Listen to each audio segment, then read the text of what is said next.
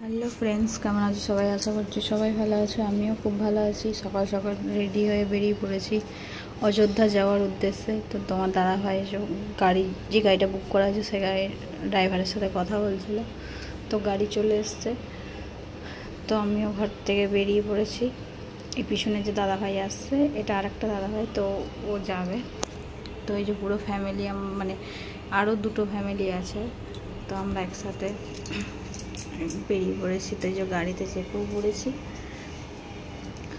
মাঝখানে কিছু ভিডিও করা হয়নি যেহেতু শরীরটা এত খারাপ লাগছিল।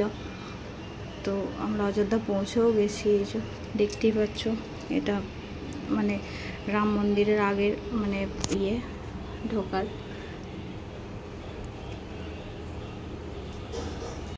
তো দেখতেই পাচ্ছ, যারা গেছো তারা জানো, তো যারা যাওনি তারা অবশ্যই একবার ঘুরে এসো। খুব সুন্দর জায়গা, আমার তো খুব ভালো লেগেছে। তো আমাদের গাড়ি যে পৌঁছে গেছে পার্কিংয়ে। তো এখানে এই যে এটা হচ্ছে ট্রেন লাইন। তো এই ব্রিজের নিচে যেহেতু পার্কিংয়ের ব্যবস্থা, আর এত রোদ এত গরম কি বলবো তোমাদের। তো এই যে আরও যারা গেছিলো আমাদের সাথে, তো এই দাদা ভাইরাও গেছিলো, এই যে সব তারাও ওই যে যাচ্ছে আগে, আমি যে পিছনে। তো এই যে তোমাদেরকে দেখাচ্ছিলাম।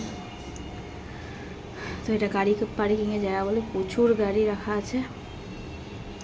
সবাই এগিয়ে গেছে, আমি সবার পিছনে যাচ্ছি। তো এটা মানে নদীতে স্নান করবে তোমার দাদা ভাইরা, স্নান করে এসছে, তারপরেও আবার করবে।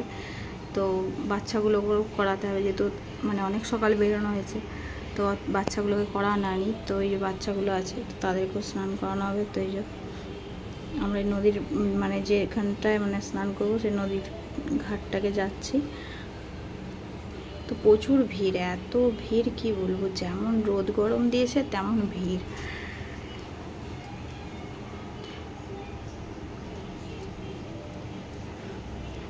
তো কেমন লাগলো ভিডিওটা অবশ্যই জানিও।